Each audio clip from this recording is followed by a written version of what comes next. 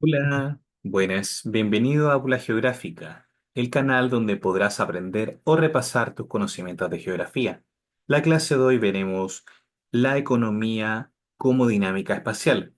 En este sentido, será una clase más compleja desde el punto de vista académico.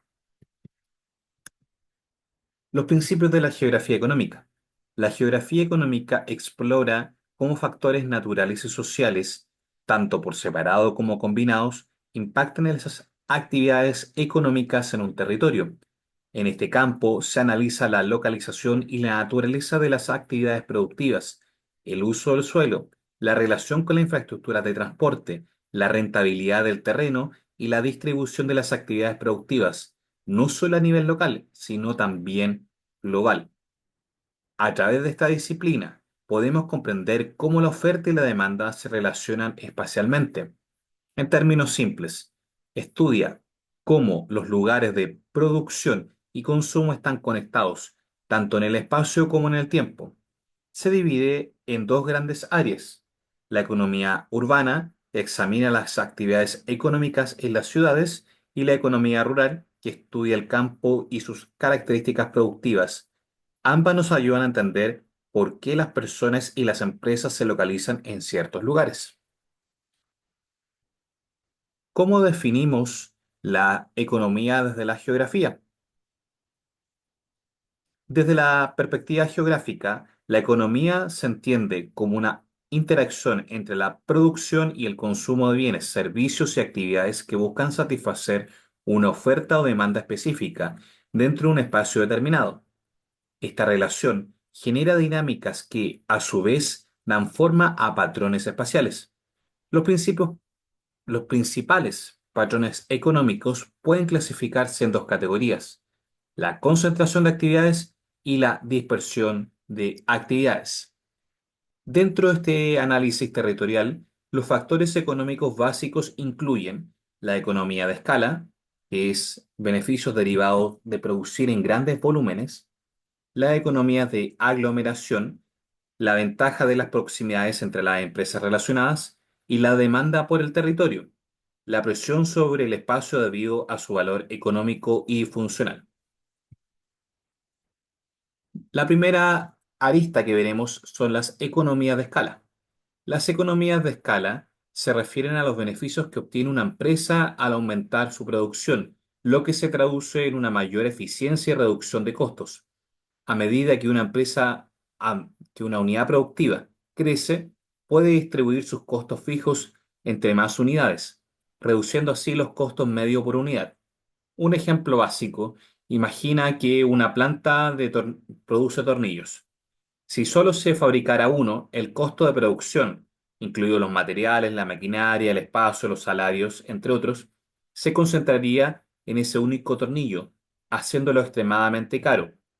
Pero a medida que se producen más tornillos, esos mismos costos se distribuyen entre ellos, lo que reduce el costo promedio.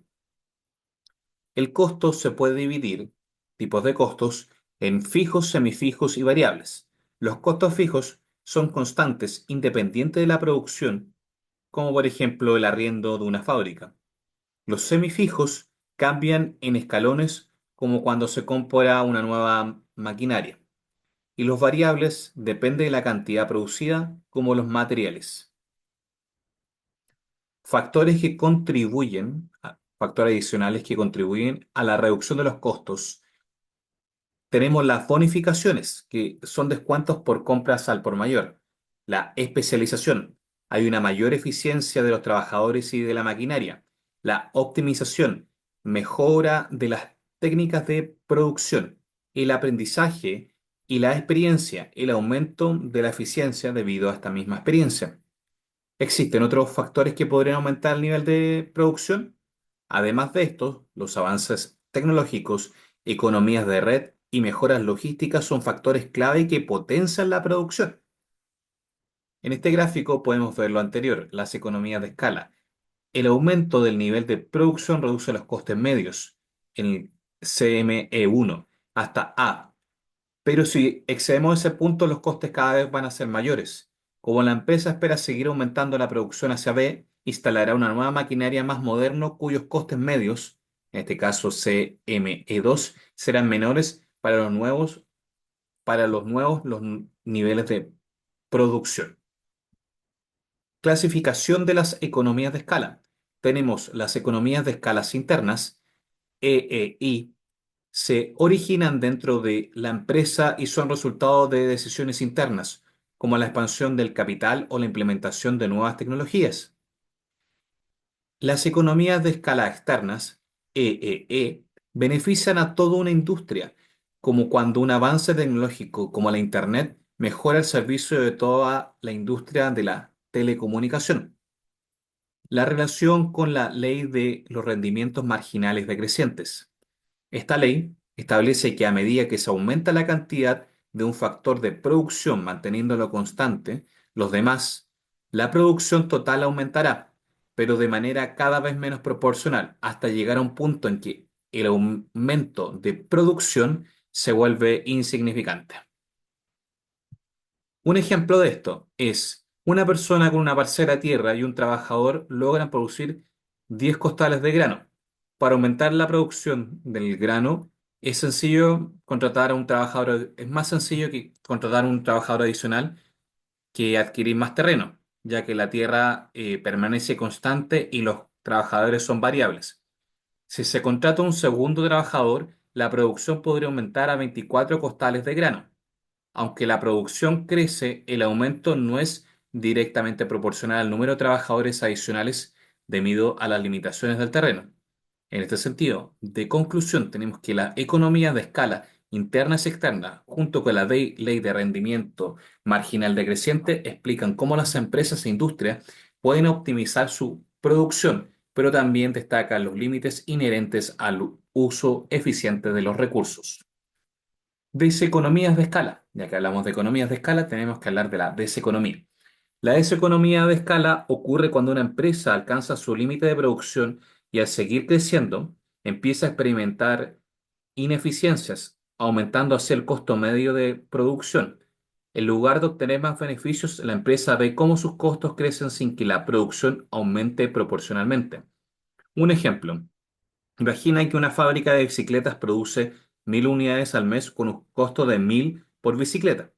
Si se incrementa la producción a 1.100 bicicletas, el costo promedio sube a 1.200 por unidad. Este aumento refleja rendimientos decrecientes y señala la presencia de una deseconomía de escala.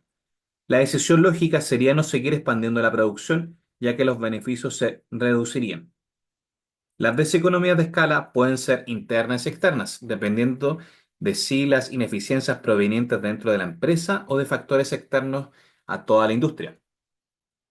La deseconomía de escala interna, como les decía, se origina dentro de una empresa y impacta negativamente en su eficiencia a medida que aumenta la producción. Las causas más comunes son la interdependencia, cuando un departamento falla, por lo tanto afecta al resto.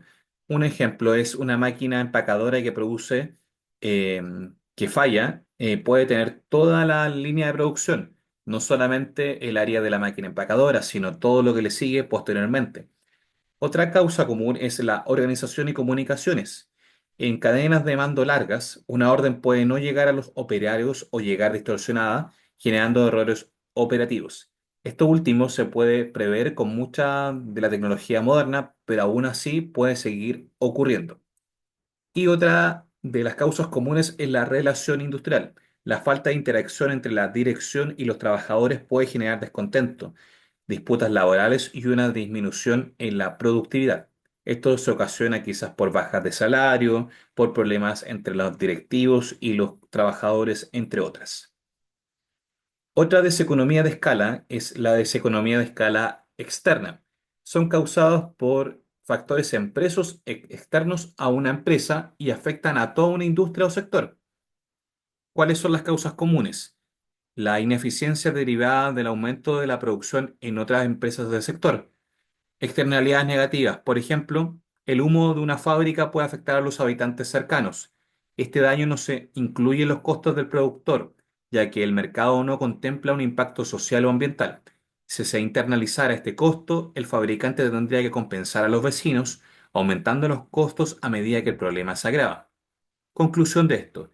La deseconomía de escala refleja los límites de la eficiencia en la expansión productiva, ya sea por los factores internos, como la gestión, la organización, o externos, como externalidades negativas. Identificar estas ineficiencias es clave para optimizar la producción y mantener la competitividad. A esto nos referimos. Los rendimientos de escala pueden ser crecientes o decrecientes. Cuando son crecientes tenemos economías de escala y cuando son decrecientes tenemos deseconomías de escala. Economías de aglomeración. La actividad económica tiende a concentrarse en unos pocos puntos del planeta, especialmente en ciertas industrias, aunque no necesariamente deben estar relacionadas entre sí. ¿Qué son, por lo tanto, las economías de aglomeración? Se producen cuando una empresa o un grupo de empresas genera beneficios, por lo general positivos, por ubicarse una cerca de la otra, disminuyendo o eliminando ciertos costos. Una definición de esta aglomeración es la concentración espacial de diversas actividades económicas en un mismo lugar. Los términos relacionados sinónimos son la conglomeración, la concentración, un distrito industrial o un clúster. ¿Cómo ocurren estas aglomeraciones? Ocurren cuando las actividades económicas se concentran debido a fuerzas que impulsan a las empresas a ubicarse próximas entre sí. Estas fuerzas están motivadas por el beneficio económico que ofrece una ubicación compartida, como una mayor rentabilidad o un ahorro de costo. Una aglomeración conocida es el mall. En el mall todos saben que van a encontrar ropa o van a encontrar ciertos artículos. Por lo mismo, las empresas, las tiendas, se van a querer poner en un centro comercial o en un mall, dado que esto les va a generar beneficios al estar más aglomeradas. La vigencia de esta economía de aglomeración, aunque en cierto caso las grandes ciudades no son el emplazamiento ideal, siguen teniendo un alto valor locacional. Y a pesar de la crisis industrial y los procesos de desindustrialización que llevaron a algunos autores a prever la desconcentración económica, las economías de aglomeración han demostrado seguir vigentes. Esto es evidente porque las ciudades concentran la mayor cantidad de empleo, tienen una producción diversificada y de calidad, y la creación de nuevas empresas por lo general ocurre en las ciudades. Sin estas fuerzas de aglomeración podríamos imaginar un sistema económico completamente disperso, donde cada productor satisfaciera únicamente la demanda local. Sin embargo, la realidad muestra que los beneficios de la concentración superan las desventajas en muchos casos. ¿Cuáles son estas desventajas? Principalmente en las ciudades tenemos congestión y contaminación, insuficiencia en los estacionamientos o los aparcamientos, los altos precios del suelo, la sobrecarga de servicios e infraestructuras, y estos fenómenos, aunque son perjudiciales, no han disminuido la importancia de las grandes ciudades como centro de decisión económica. Efectos de esta red. Las economías de aglomeración generan ventajas como un mayor flujo de información y una reducción de ciertos costos debido a la proximidad entre empresas. Esto, además de los centros comerciales, lo podemos ver en ciertos barrios, como en el caso de Chile, 10 de julio, donde las personas tienen conocido que ahí van a encontrar repuestos y van a encontrar formas de poder arreglar su vehículo. Por lo que, de cierta forma, socialmente está bien visto tener esta conglomeración de repuestos y de automotoras en este sector. Las economías de desaglomeración, por el contrario, ocurren que si las economías de escala funcionan de una fuerza centrípeta que atrae a las economías hacia el centro, las deseconomías de escala operan centrífugamente, por lo que los empuja fuera de este centro. ¿Qué impulsa esta desaglomeración?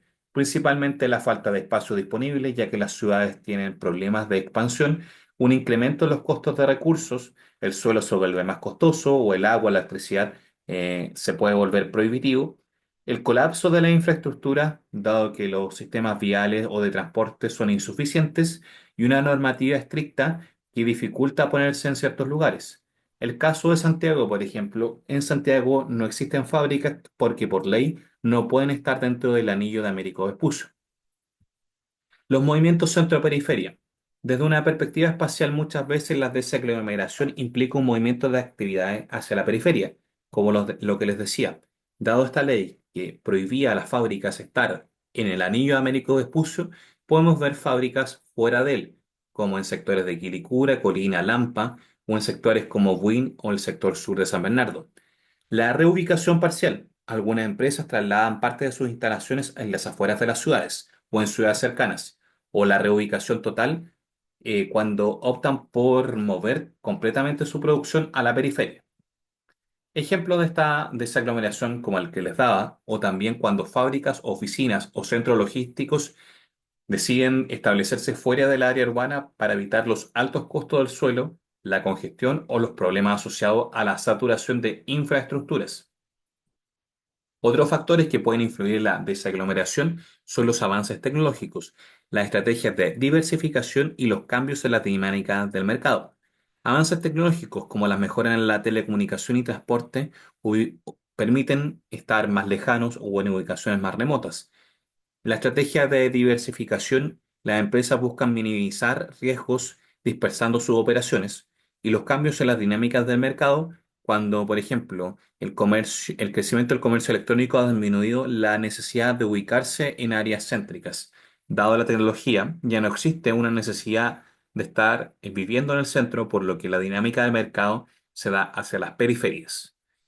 El desarrollo de la Internet específicamente está acabando con las economías de aglomeración y en cierto punto facilita la descentralización de ciertas actividades productivas, pero no necesariamente está eliminando las economías de aglomeración.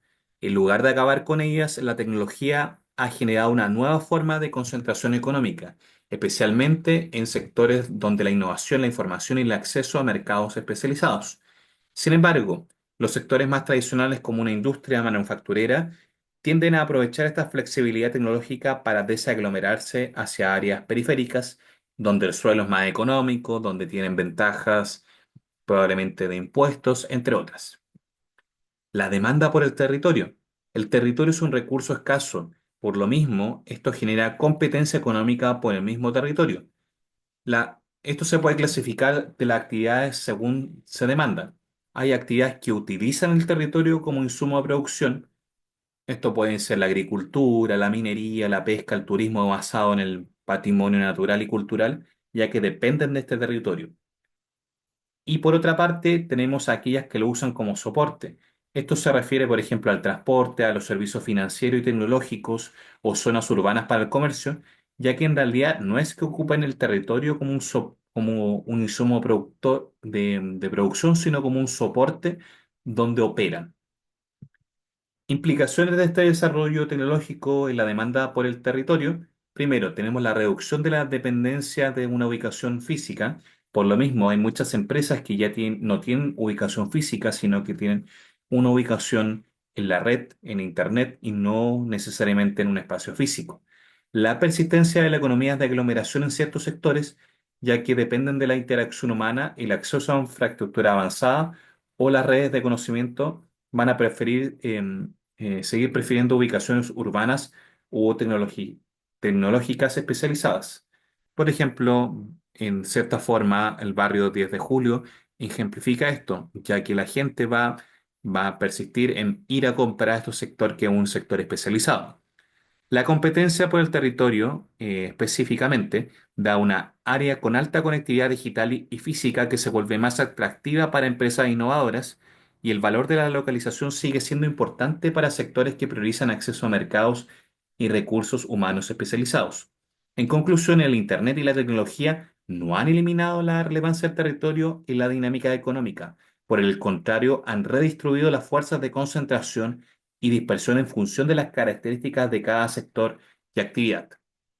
Eso es todo por la clase de hoy. Que tengan un excelente día, tarde o noche. Muchas gracias por tu tiempo. Si este video te ha resultado útil, puedes darle like, compartirlo entre tus amigos y conocidos y puedes hacer tus preguntas abajo en la cajita de comentarios. Si no está disponible también el correo electrónico exploralageografía@gmail.com. Un abrazo y que te vaya bien.